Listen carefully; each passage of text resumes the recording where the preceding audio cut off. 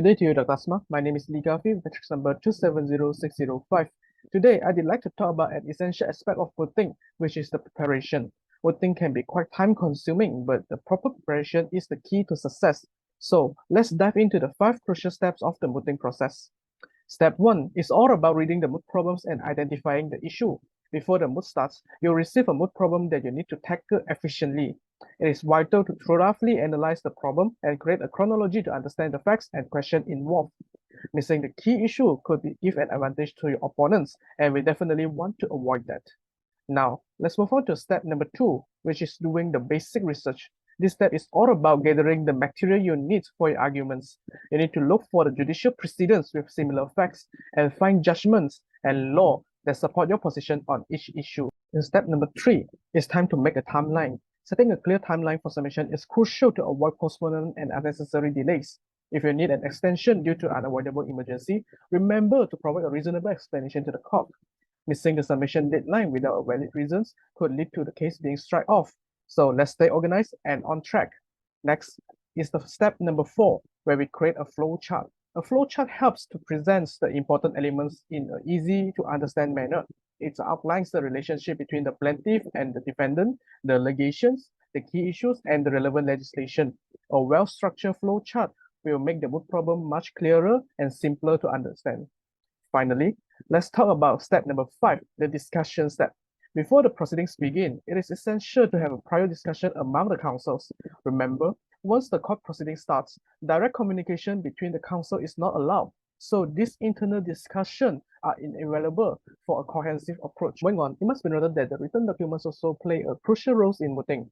A well-prepared set of written documents, also known as skeleton arguments or synopsis, is essential for a successful moot. When preparing your skeleton argument, there are 3 key points to keep in mind. First, it should be as concise as possible.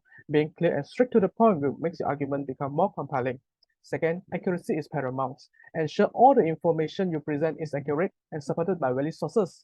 Third, your skeleton argument should also cover only the main points of your arguments. Avoid unnecessary details that might clutter your submission. In short, a properly drafted skeleton arguments for a moot hearing typically consists of introduction, list of issue, case summary, summary of arguments, and conclusion. Thus, it is crucial to demonstrate that you can carefully read and follow instruction when preparing the skeleton argument. Paying attention to details will create a positive impression and show that you have thoroughly thought through your approach. Now, let's talk about the memorandum of submission, which serves as a vital written document in voting. This memorandum forms the framework for your oral pleadings and includes several common sections such as statement of jurisdiction, statement of facts, summary of arguments, pleadings and authorities, and finally, conclude your memorandum with a prayer of relief you seek from the court. Remember, your memorial should be persuasive by relying on leading cases as a solid foundation. Besides that, you also need to allocate sufficient time and dedication to conducting thorough research by gathering all the legal precedents from the higher court, if possible, from the highest court. Lastly, citation from relevant legal sources will definitely further strengthen your arguments. To wrap it all out, successful mooting requires meticulous preparation, thorough research, and effective oral presentation skills. By following this step, draft well-structured written submission and practice your oral presentation will definitely help to ace your argument. That's all from me. Thank you.